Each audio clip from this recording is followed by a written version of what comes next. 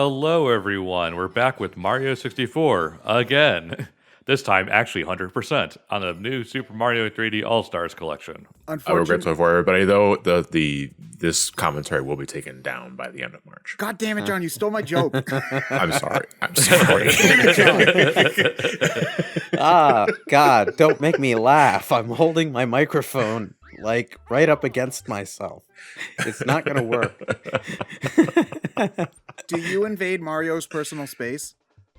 Well, by touching him? Yeah. Yes. Oh, okay. This is so bizarre. Like, why is it? It's so wrong seeing it as plus. But yeah, seeing anything other than press start is like unclean. Yeah. And yeah, so we figured because we had such a great time doing it with Sonic, I guess. I don't know. We usually citation do, so. needed. We decided to, you know what? It's been a very long time since we did the Mario 64 commentary. Like a long time. So we figured, we got a fancy new 3D All-Stars out here. Got Super Mario 64 in HD definition, which, I mean, HD definition, okay, good job there, John. It's like saying a Mac machine. But, I think it's probably make a good basis for a redo for a commentary, although, like, the higher resolution is nothing special if you've been playing Mario 64 on Project 64 for years. Yeah. Yeah, sure. But you know what's really surreal? Seeing high-res N64 game with HUD elements that aren't either pixelated to death or blurred to death. That's, And I'm saying you probably overdid your filters in the drop-down menu. It is really weird seeing stuff, though. Like, the icon in the corner, that's the first time I've ever seen this, where it's actually looked like Mario's face instead of a weird red and tan blob. Homunculus. Well, yeah, that's the thing I'm trying to say is, like, emulators really don't handle the 2D elements of games well. If you want to cry, watch a N64 emulator try to play the original Paper Mario. Right, I'm so glad you started that with that series of long jumps, because we're going to tackle that topic first. This is the Shindo version of Mario 64. Yes, it is. And you, what as a is the speedrunner, likely version of Mario 64? It is a re-release in Japan. It is a re-release in Japan in 1997 that added rumble support. It also fixed a number of major bugs, such as the backwards long jump. Yes. So basically, all those speedrunning tricks that people like to pretend were an integral part of the experience are gone. Louis, shut up. I'm never inviting you to any party ever again. So here's the thing. I don't think that Mario 64 fans really pretend that backwards long jumping shenanigans or all of the other... There's more than just backwards long jumping. I don't think Mario 64 fans really pretend that was part of the experience. They just enjoy the glitches. Melee fans pretend that they were part of the intended experience. It's true, though. Yeah. But, I mean... I don't particularly care at the end of the day. It hasn't stopped speedrunners, though, I would like to point out, because instead of backwards long jumping, they wall jump between two walls until they get enough speed to clip through the wall in order to get to it early. Like, people are really committed to not playing Super Mario 64. It's fascinating. I mean, what is speedrunning but spending as much time as possible to play the game as little as possible? Yes. Whoa, man, it's like... Wow. Well, I'll say, like... this glitch is still here, though. Oh, yes. Is it a glitch? I figured it's intentional at this point. It's probably an oversight. It's a clipping issue. Yeah, basically what happens is Mario glitches into the geometry and the game resets him to a position where you can play the game. Well, no, he actively pulls himself up on the grabbable ledge that is under the bridge. The problem is that happens before the game can register that, he's under a bridge. He's not supposed to be able to it's do like that. it's a frame, I think, where it has to register and you don't even get that much. I thought it was one of those cases where the game was programmed to reset you if you end up in a place where you can't do anything. Nope. Okay, so question. I did get the Mario 3D collection. However, I've only played Mario Galaxy on it so far because Mario 64 isn't really my favorite, and Mario Sunshine, I will argue, is not a great game, but that's a discussion for another commentary. That we already did, actually. Well, we're never going into that discussion ever again. Anyway. I mean, we already did Mario 64. Yeah, but do we want to do Sunshine again? I feel like the answer is no. I think there's merit in doing it again. Like, Yeah. And they also widescreen and all that. they also did just patch it to add GameCube support for controllers. Yes. So anyway, my question was, does Mario feel as stiff in this version as he did in the N64 version, or is that just like It's the exact same game, Ted. okay? Yeah. But, Well, I mean, he might. It's just inherent. I mean, he's weighty, but he might feel a little more comfortable when you're not playing with a goddamn N64 joystick. But I mean, I never Yeah. really Well, no, played there's this game on there's the N64, thing, though. I used the GameCube There are- on the Wii. oh, There are some games that I swear, like, even after years of re-releases, years of different controller formats, they will only feel good in any capacity on original hardware. Mario 64 is one of those games. Banjo-Kazooie as well, although that's more an issue of button layout than anything. Like, playing that Yeah. game with... The Xbox ports are great, but playing that game with anything but an N64 controller still feels kind of wrong. Like, the N64 analog stick is aged. Yes. Like, it's rigid compared to other analog sticks that we've gotten throughout the last few generations.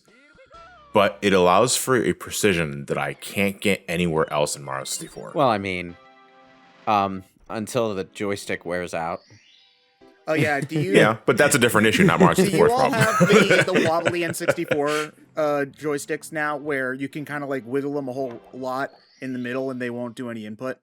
Like, Yeah. because that's definitely a thing with my N64. I mean, another thing I just kind of a more general spread about this game is I agree with a lot of complaints about it, Control being one of them. It is one of those things where you have to judge this game based on the time at which it came out. Yeah, I don't think anybody really judges like Atari Kaboom or Space Invaders by modern day standards. Yeah, so it's just one of those. I see a lot of people complaining. It's like when this came out, it's like, oh, Mario 64 isn't that good. The control's stiff. The camera sucks. And blah blah blah. It's like this came out in 1996, guys.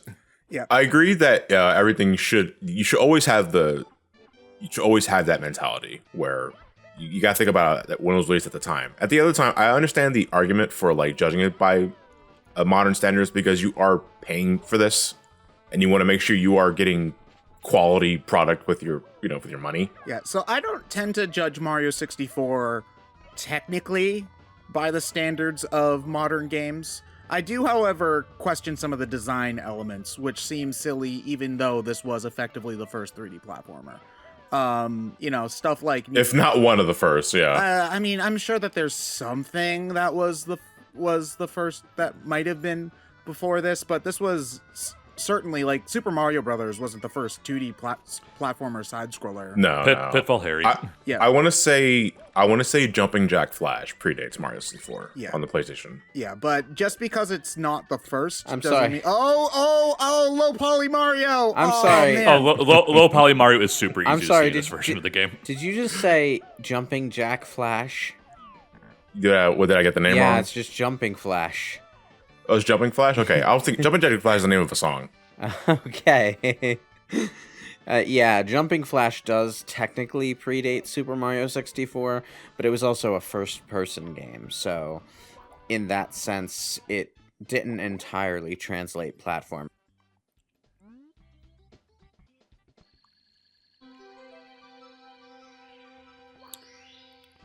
So, I think I'm moving in a three-dimensional movement. That's all I think about. That's why. As far as like third-person mascot platformers go, the three pioneers were Super Mario 64, Crash Bandicoot, and wait for it, Bubsy 3D. Bubsy 3D didn't come out until like 1999. What? Yeah, I'm pretty sure. Yeah, Bubsy 3D was way later. It was pretty after late. Banjo-Kazooie. Let me- No, Yeah, it for was sure. it was in development. But, oh god, I can't believe. No, Bubsy 3D came out. Bubsy 3D came out in '96. Yes. 90. Oh, it did. Oh. Yeah, it came out in Halloween '96. Ooh, That's scary. okay.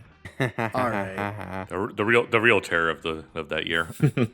I mean, still, I don't know how much leeway I'm gonna give. I'm not. Bubsy. No. Bubsy 3D I'm not giving deserves any. no leeway, but it was one of the first.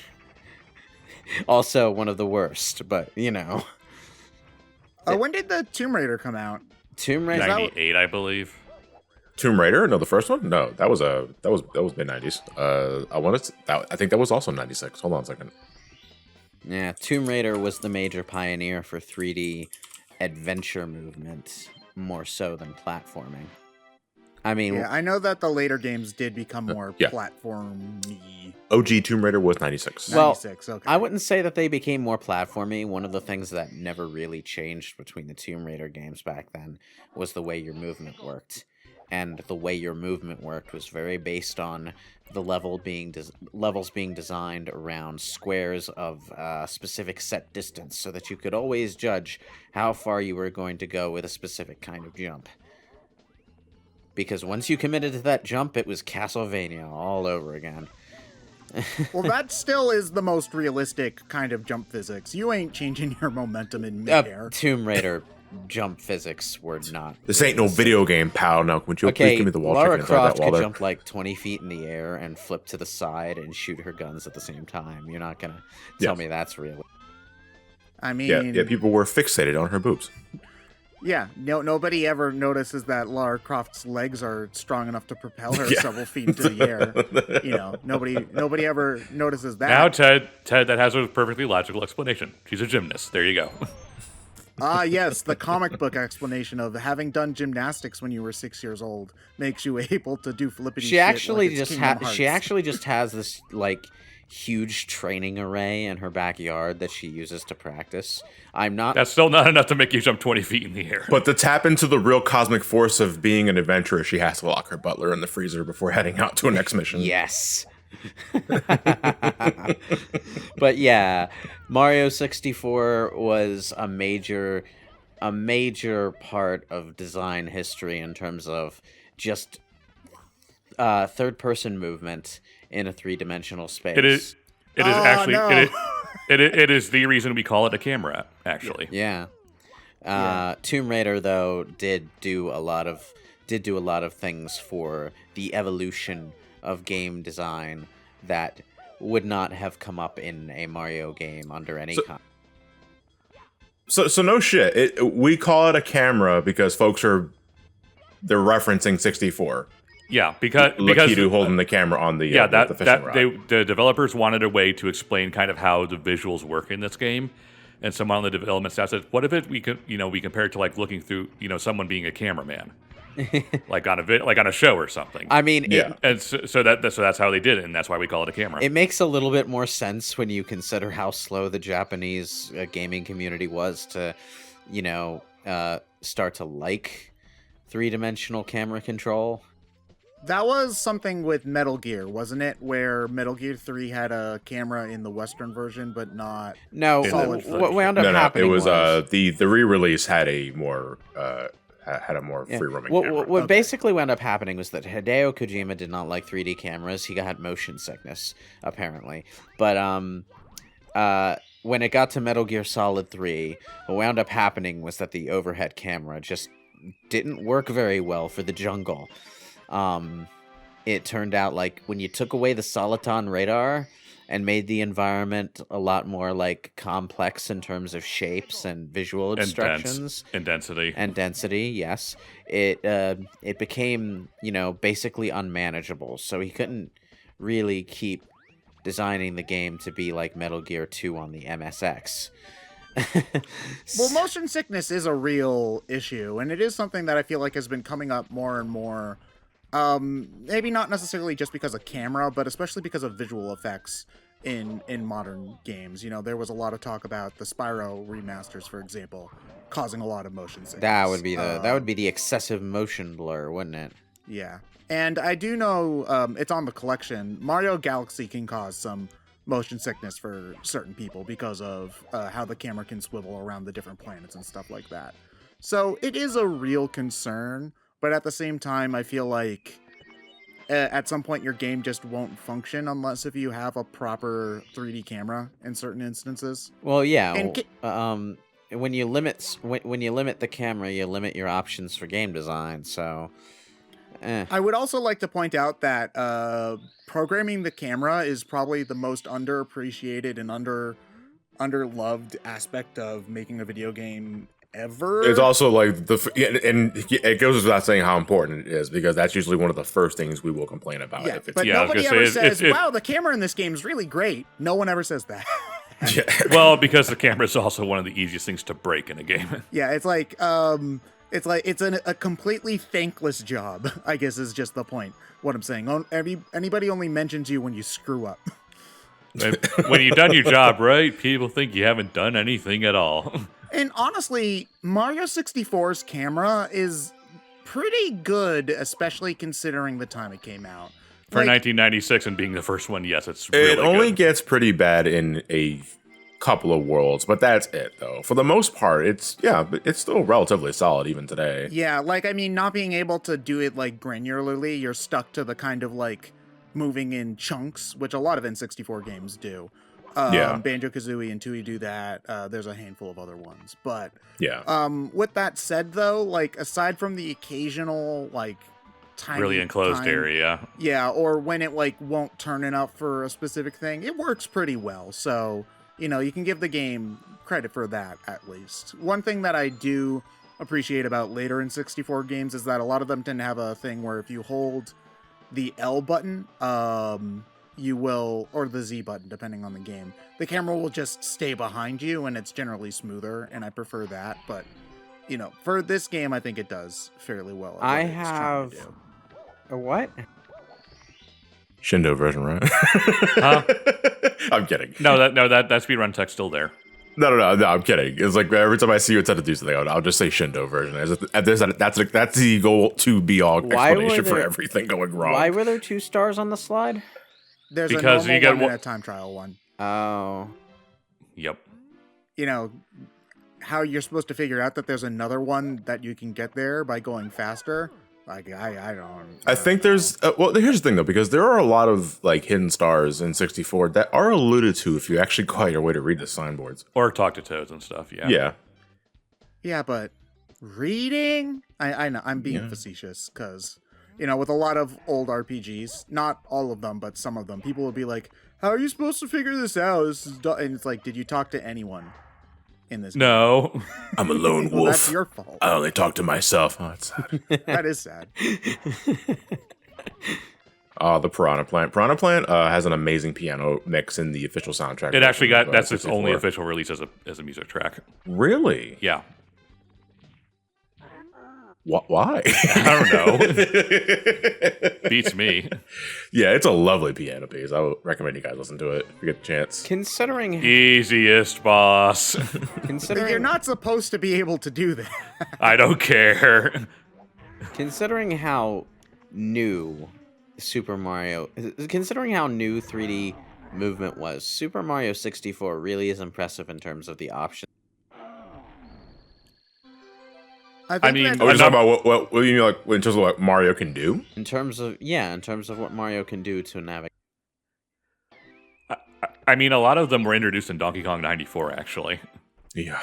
Uh, Most of the jumping tricks that you can do, the backwards somersault, like Mario's about to do that at the end of the part, The side jump and a few other things.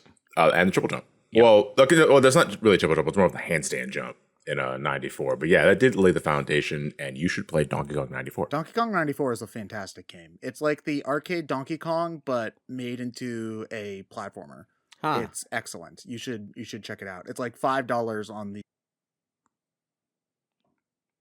All right, well, that was the first part of Mario 64. We'll see you all in the next one. Laters.